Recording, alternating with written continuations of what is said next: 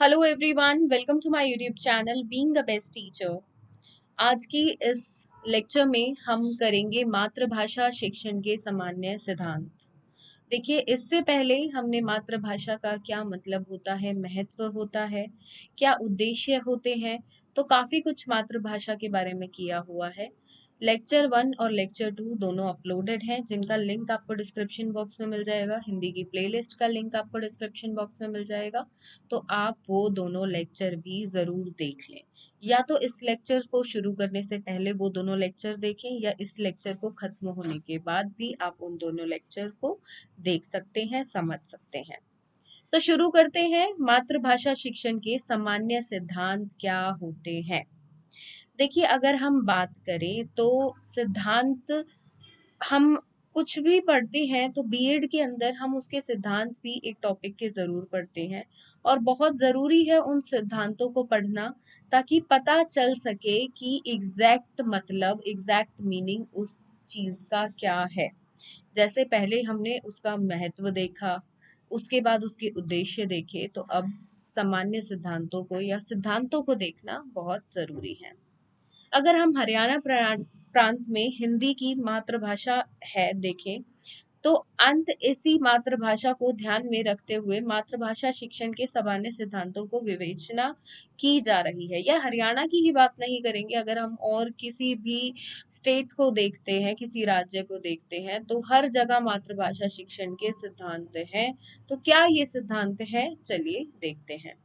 पहला है विद्यार्थी की रुचि का सिद्धांत, दूसरा है विद्यार्थी की क्रियाशीलता का सिद्धांत, तीसरा है स्वाभाविकता का सिद्धांत, चौथा है विचार विनिमय का सिद्धांत, देन आवृत्ति का सिद्धांत, देन अनुकरण का सिद्धांत, नियोजन का सिद्धांत, और ये आपका सातवां और आखिरी है। इनमें से कोई 6 आप करें, सातों करने की आपको जरूरत नहीं है, और टू द पॉइंट हम इसको पेपर में लिखेंगे। टू द पॉइंट लिखना है, बाकी का आप लंबा चौड़ा आंसर लिख रहे हैं सिर्फ पेजेस को बढ़ाने के लिए, तो वो चीज नहीं करनी है। सिर्फ क्या एक सिद्धांत का मतलब है आपको वो बताना है। तो जो भी 6 आपको आसान लगते हैं आप वो करें। इसका देखिए, यहाँ पे जिस तरह से इसकी लिस्ट बनी हुई है, आपको क्या करना है, इसका एक फ्लो चार्ट बनाना है। फ्लो चार्ट बनाएंगे तो उससे आपका आंसर और आकर्षित लगेगा, आपका उत्तर, और आपको ज्यादा अच्छे अंक मिलेंगे। पहला है विद्यार्थियों की रुचि का सिद्धांत। यह मनोवैज्ञानिक सत्य है कि बालक वही काम अच्छे ढंग से करता है जिसमें उसकी रुचि होती है। अगर आपकी और मेरी बात की जाए, तो हम भी जिस काम को करने में हमारी इच्छा होती है, रुचि होती है, तो उसको हम खुद से करते हैं, बिना किसी को बोले करते हैं, अच्छे से करते हैं। विशेषकर प्राथमिक स्तर की कक्षाओं में के विद्यार्थियों पर यह तथ्य 100% लागू होता है, तो छोटे बच्चों के साथ यह और अच्छे से लागू होता है। अतः मातृभाषा शिक्षण को आरंभ करने से पहले ही शिक्षक का यह प्रयास होना चाहिए कि सभी विद्यार्थी उसके शिक्षण कार्य में रुचि लें, उसकी बातों को ध्यान से सुने। इसके लिए वह निम्नलिखित विद्यार्थियों को का प्रयोग कर सकता है। अब बच्चे जो हैं, एक अध्यापक की बात सुने, अध्यापक की बातों में रुचि ले, अध्यापक जो पढ़ा रहा है उसमें रुचि ले, अध्यापक जो दिखा रहा है उसमें रुचि ले। तो इसके लिए क्या करे अध्यापक? 2-4 पॉइंट खुद से ही आप लिख सकते हैं। आगे मेरे को लगता है आपको खुद पढ़ने की भी जरूरत नहीं, क्योंकि हम आप सब स्कूल गए हैं, तो हमें पता है कि कैसे बच्चों की रुचि को हम अपनी तरफ केंद्रित कर सकते हैं, कैसे मतलब आकर्षित कर सकते हैं अपनी और बच्चों को एज अ टीचर। अपने उद्देश्य कथन को रोचक एवं प्रभावशील ढंग से प्रस्तुत करना, मतलब रोचक तरीके से करें। कुछ बच्चों को ऐसे टीचिंग एड्स का देखिए जो हम यूज करते हैं, क्यों करते हैं? ताकि बच्चे जो हैं वो इंटरेस्ट ले, उनकी रुचि बनी।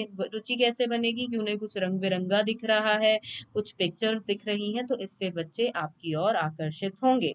विद्यार्थियों के साथ सहानुभूति एवं उत्साह से परिपूर्ण व्यवहार करना, मतलब अच्छे से व्यवहार करना, प्यार से बात करना, मीठा बोलना बच्चों से। तो ये सब चीजें हैं जिससे बच्चे आपकी बात सुनेंगे, आप जो बोल रहे हैं उसमें रुचि लेंगे, जो आप दिखा रहे हैं उसमें रुचि लेंगे और इसी तरह से पढ़ाई में भी रुचि लेंगे। विद्यार्थी की क्रियाशीलता का सिद्धांत ये है। दूसरा सिद्धांत यह मनोवैज्ञानिक सत्य है कि बच्चे अधिक ऊर्जावान होते हैं, इसलिए वे अधिक क्रियाशील भी होते हैं। एक बड़े के मुकाबले आप छोटे बच्चे को अगर उसकी तुलना करेंगे बड़े से, तो आप पाएंगे कि बच्चों के अंदर बहुत एनर्जी होती है, बच्चों में क्रियाशीलता की ऊर्जा बहुत ज्यादा होती है, अधिक होती है। अगर हम एक 22-23 साल के नौजवान को और एक बच्चे को जो 8-9 या 10-12 साल का है, उसको अगर उन दोनों की तुलना करते हैं तो शिक्षक कक्षा में उनकी इसी विशेषता को मातृभाषा शिक्षण के एक साधन व सिद्धांत के रूप में कर सकता है। तो उस ऊर्जा को, जो वो एनर्जी है बच्चे के अंदर, उसको यूज करें मातृभाषा के शिक्षण में। दूसरे शब्दों में यह भी कहा जा सकता है कि मातृभाषा शिक्षण के दौरान शिक्षक का यह प्रयास होना चाहिए कि शिक्षक प्रक्रिया के दौरान अधिक से अधिक विद्यार्थी क्रियाशील रहें, मतलब कुछ ना कुछ एक्टिविटी में आप उसको लगाएं। देखिए, हम हमेशा बोलते हैं लर्निंग बाय डूइंग, मतलब करेगा बच्चा, अगर कुछ प्रैक्टिकल काम कर रहा है, करते हुए सीख रहा है, तो वो बहुत अच्छा है। और वो एक हम बोले तो अंत तक लर्निंग रहती है, लाइफ लॉन्ग लर्निंग रहती है, बहुत अच्छे से बच्चा सीखता है। तो इसलिए एक्टिविटी के थ्रू बच्चे को सिखाना भी चाहिए। तो क्रियाशीलता बच्चे बिल्कुल रहेंगे कि कुछ उनको हैंड्स ऑन एक्सपीरियंस दिए जा रहे हैं, वे उतने ही सुगमता व सहजता के साथ मातृभाषा के अमूर्त तत्वों से भी परिचित होंगे। तो बिल्कुल होंगे। अगला है तीसरा सिद्धांत, स्वाभाविकता का सिद्धांत। अर्थ की दृष्टि से वाक्य ही भाषा लघुतम इकाई है।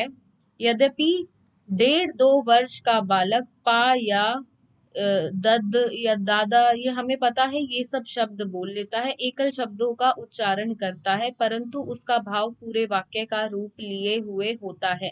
मतलब बच्चा बोलता तो एक शब्द है, लेकिन वो अपने एक शब्द में उसको लगता है मैंने सामने वाले को पूरी बात समझा दी, परंतु उसका भाव पूरे वाक्य का रूप लिए हुए है होता है कि मुझे पानी दो। अगर बच्चे ने बोला पानी, तो मतलब उसको वो यह पूरा भाव बताता है अपना कि मुझे पानी दो अथवा मुझे दूध दो। जैसे दुद्धू बोलता है तो हम उसमें, ये बहुत कॉमन है इंडिया के अंदर, छोटे बच्चे दुद्धू बोलते हैं तो हम समझ जाते हैं कि बच्चा बोल रहा है मुझे दूध दो, या पानी, कुछ भी इस तरीके से बोलता है तो हमें पता है बच्चा पानी मांग रहा है। या ऐसे आप रिलेट कर सकते हैं जो भी आपके आसपास एक बच्चा हो उससे रिलेटेड।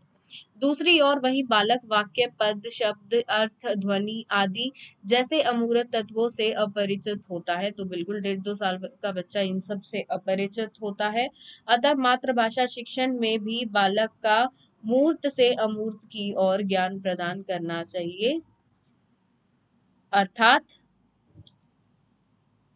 उसे सबसे पहले वाक्य, उसके पश्चात शब्द व उसके अर्थ तथा सबसे अंत में ध्वनि का ज्ञान प्रदान करना चाहिए। यदि भाषा शिक्षक अपनी शिक्षण प्रक्रिया में स्वाभाविकता के सिद्धांत का पालन करेंगे, तब निश्चित रूप से विद्यार्थी भी मातृभाषा में सूक्ष्म तत्वों का ज्ञान प्राप्त करने में रुचि लेंगे। तो बिल्कुल ऐसा एक अध्यापक द्वारा किया जाना चाहिए। अध्यापक की बात ही नहीं करेंगे, बल्कि पेरेंट्स के द्वारा भी। देखिए, बहुत सारे लाइक हम बात करें तो केसेस में जो पेरेंट्स होते हैं, माता पिता होते हैं या घर वाले होते हैं, फैमिली मेंबर्स होते हैं, तो वही बच्चे की लैंग्वेज लर्निंग कराते हैं, बच्चे को मातृभाषा सिखाते हैं। तो वो भी ये सिद्धांतों का उपयोग कर सकते हैं।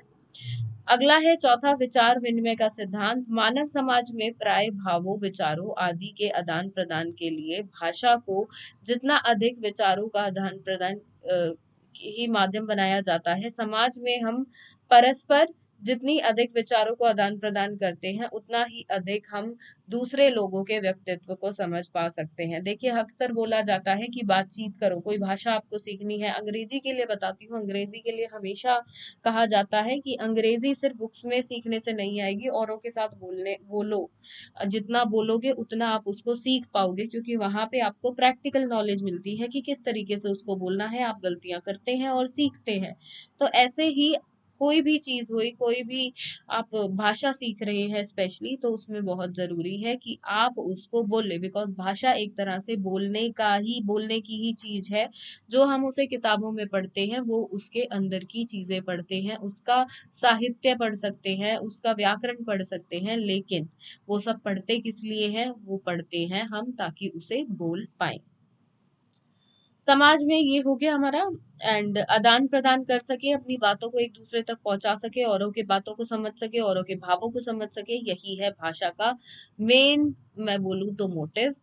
मातृभाषा शिक्षण में भी शिक्षक का अधिक विद्यार्थी पाठ्य सामग्री से संबंधित अपने विद्यार्थी शिक्षक के समक्ष दोषपूर्ण उच्चारण करता है, तब शिक्षक उसे उच्चारण को शुद्ध करवा सकता है। भाषाई नियम संबंधी शंका उल्लंघन होती है उसे, जैसे मैं बता रही हूँ, बच्चा बोलना सीखता है, लिखता है, तो उसमें बहुत सारी गलतियां करता है, तो उसको टीचर ठीक करता है। आप बच्चों की कापियां ही देखेंगे तो खुद से कुछ लिखते हैं तो टीचर कापी लाल कर देते हैं। तो उस लाल का मतलब ये नहीं है कि गलत है, बच्चा कुछ सीख नहीं रहा है, उसका मतलब है बच्चे ने कोशिश करी, वो सीख रहा है। जितनी ज्यादा लाल गलतियां, जितना ज्यादा रेड पेन चला हुआ होता है, जितनी ज्यादा गलतियां होती है, तो मतलब मान लीजिए बच्चा और अच्छे से सीख रहा है, वो कोशिश कर रहा है, गलतियां हो रही है और उनसे सीख रहा है। तब शिक्षक विभिन्न उदाहरणों, भाषा प्रयोग द्वारा उसकी शंका का समाधान कर सकता है। बोलते वक्त अगर गलतियां कर रहा है तो बिल्कुल समाधान उसका टीचर, अध्यापक उन गलतियों का भी कर सकता है। पांचवा है आवृत्ति का सिद्धांत। मातृभाषा शिक्षण में शिक्षक का प्रयास होना चाहिए कि वह पठित विषय, भाषाई तत्वों आदि की पुनरावृत्ति समय समय पर करता रहे, तो बहुत जरूरी है। और देखिए ये किसी भी सब्जेक्ट की बात की जाए तो जो भी सिखाया गया है तो उसकी समय समय पर बहुत जरूरी है पुनरावृत्ति, मतलब रिवीजन कराई जाए, अभ्यास कराया जाए। इससे विद्यार्थी द्वारा अर्जित ज्ञान उसके मस्तिष्क में स्थायी बन जाता है। बार बार कोई चीज सिखाई जाए तो वो स्थायी बन जाती है। एक बार सिखा दी और छोड़ दिया, आप आगे बढ़ गए, तो वहां पे बच्चे के, आप बोल सकते हैं किसी का भी देखिए दिमाग हो तो उसमें जंग लग सकता है, और वो जो पढ़ा है वो फेड हो सकता है, वो धुंधला हो सकता है। तो उसको, ज्ञान को बनाए रखने के लिए पुनरावृत्ति भी जरूरी है। उदाहरण के लिए यदि शिक्षक ने विद्यार्थी को संज्ञा व उसके भेद से परिचित करा दिया है, तब वह पाठ्य विषय को पढ़ाते समय उसमें प्रयुक्त संज्ञा शब्द को छांटने, उनके भेदों के नाम बताने के लिए विद्यार्थियों को प्रेरित कर सकता है। ऐसा नहीं है कि संज्ञा आपने बच्चों को पढ़ाया, वो पेपर में आ गया, अब वो आने वाले पेपरों में आएगा नहीं, तो आपने संज्ञा पे ध्यान ही नहीं दिया। आप आने वाले साहित्य में जो पाठ पढ़ा रहे हैं बच्चों को, तो वहां पे एक छोटी सी एक्टिविटी 5-10 मिनट की करा सकते हैं, ताकि बच्चों को याद रहे कि संज्ञा होता क्या है, वो आने वाली कक्षाओं तक अपनी जिंदगी में उसे भूले ना। आगे बात करेंगे, यहाँ तक हो गया है। जो सामग्री की आवृत्ति जितनी अधिक बार करता है उसे विद्यार्थियों को मातृभाषा ज्ञान उतना ही उत्तम व स्थायी रहता है, तो बिल्कुल स्थायी रहता है। अगला है अनुकरण का सिद्धांत। अनुकरण के सिद्धांत के प्रतिपादक मनोवैज्ञानिक हैगॉट को माना जाता है। अनुकरण एक सामान्य प्रवृत्ति है जिसका प्रयोग मानव दैनिक जीवन की समस्याओं को सुलझाने में करता है। अनुकरण से हम दूसरों को क्रिया करते हुए देखते हैं और वैसा ही करना सीखते हैं, मतलब किसी को कुछ करते हुए देखा और उससे सीखा। कॉपी भी इसको एक तरह से बोल देते हैं, किसी की नकल करना, कॉपी करना। मनोवैज्ञानिक ने यह सिद्ध कर दिया कि अनुकरण है के द्वारा भी सीखा जा सकता है, तो बिल्कुल अनुकरण, कॉपी करके हम बहुतों को सीखते हैं। यह सिद्धांत मानव में अधिक सफल हुआ है, तो बिल्कुल हुआ है। हम छोटे बच्चों को अक्सर देखते हैं, वो नकल करते हैं, वो लाइक अपनी मम्मी को देखते हैं, मम्मी खाना बना रही है, ये कर रही है, वो कर रही है, पापा ऑफिस जा रहे हैं, तो वो वैसे खेल खेलता है, उनकी नकल करता है। तो ये बिल्कुल, इससे भी बहुत सारी लर्निंग होती है, बहुत कुछ बच्चा सीखता है, चाहे उसमें मातृभाषा के लिए पढ़े, इसमें हम मातृभाषा के सिद्धांत पढ़ रहे हैं। तो बच्चा जिस तरह से मम्मी पापा को देखता है वो बोल रहे हैं, चाहे वो मातृभाषा में बोलते हैं, तो वो सीख जाता है। देखिए, छोटा बच्चा जब भाषा सीखता है वो कहीं और से नहीं सीखता है, कोई फॉर्मल जगह से, स्कूल से, ट्यूशन सेंटर से नहीं सीखता है। वो अपने बड़ों को ही बोलते हुए ऑब्जर्व करता है, उनको देखता है अच्छे से और उनसे ही सीख जाता है। सातवां है नियोजन का सिद्धांत। नियोजन का अर्थ योजना बनाकर कार्य करना, मतलब कुछ आपने प्लान किया हो और उसके बाद आप कार्य कर रहे हो, मतलब योजना बनाई हो, फिर काम आप कर रहे हो। नियोजन वह प्रक्रिया है जिसके द्वारा किसी संगठन में प्रबंधक उद्देश्यों को निर्धारित करते हैं, भविष्य का समग्र मूल्यांकन करते हैं और संगठन लक्ष्यों की प्राप्त करने के लिए कार्रवाई के पाठ्यक्रमों का चार्ट करते हैं। मतलब जो हम लाइक हम लेसन प्लान बनाते हैं, करिकुलम को फ्रेम करते हैं, तो ये सब आ गया नियोजन करा। मतलब मातृभाषा के लिए हमने प्लानिंग करी, नियोजन किया और फिर उसको एग्जीक्यूट करा। मतलब पहले हमने डिसाइड कर लिया ये सब हम करेंगे, योजना बना ली और फिर वो किया गया। तो बिल्कुल मातृभाषा को सिखाते हैं तो टीचर्स पहले योजना बनाते हैं और फिर मातृभाषा को बच्चों को रोज के बेसिस पे सिखाते हैं कि आज ये करवाना है, कल ये कराना है, अगले महीने ये, उस साल ये। तो ये बिल्कुल होता है। यह विषय नियोजन के 5 प्रकारों का सिद्धांत की व्याख्या करता है। उद्देश्य में योगदान का सिद्धांत, मतलब 5 सिद्धांत आप बोल सकते हैं, मिक्सचर है ये उसका। कारकों के सीमित करने का सिद्धांत, देन नियोजन की व्यापकता का सिद्धांत, निर्वेग ये है नेविगेशनल परिवर्तन का सिद्धांत और आलोचनापन का सिद्धांत, अगर मैं इसको सही पढ़ पा रही हूँ तो ये है। देखिए, इस सब्जेक्ट के अगर आपको नोट्स चाहिए हो तो आप सेल्स एग्जीक्यूटिव को कांटेक्ट कर सकते हैं, हैंड रिटन नोट्स आपको मिल जाएंगे एंड वहां से आप परचेज कर सकते हैं। बाय कोरियर आपको हैंड रिटन नोट्स भेज दिए जाते हैं सेल्स एग्जीक्यूटिव के द्वारा। तो किसी भी सब्जेक्ट के ले सकते हैं आप, हिंदी के भी ले सकते हैं। तो आप लिंक मैं डिस्क्रिप्शन बॉक्स में दे दूंगी, WhatsApp link and phone number, तो आप वहां पर सेल्स एग्जीक्यूटिव को कांटेक्ट कर सकते हैं। तो इससे अगली क्लास में हम शुरू कर देंगे आगे। 3 लेक्चर्स हम कर चुके हैं। अगली क्लास में हम देवनागरी लिपि की विशेषताएं एवं सीमाएं, ये हमारा रहेगा अगला टॉपिक। तो चैनल को सब्सक्राइब कर लें ताकि आपको जो भी टॉपिक लेक्चर क्लास में हम अटेंड करते हैं तो वो आपको मिल जाए। पर्टिकुलरली यूट्यूब पे नोटिफिकेशन आपको आ जाएगा अगर आप सब्सक्राइब करेंगे। साथ में टेलीग्राम चैनल को सब्सक्राइब कर ले, जिसका लिंक डिस्क्रिप्शन बॉक्स में मिल जाएगा, वहां से भी आपको नोटिफिकेशन मिल जाएगी। व्हाट्सएप पे अगर आप हमारे साथ जुड़ना चाहते हैं तो व्हाट्सएप का लिंक गिवन है डिस्क्रिप्शन बॉक्स में। आप अपना नाम और लोकेशन लिखकर भेज सकते हैं, आपका नंबर सेव कर लिया जाएगा, तो आपको व्हाट्सएप के द्वारा से भी नोटिफिकेशन बहुत तरह की मिलती रहेंगी। सो धन्यवाद।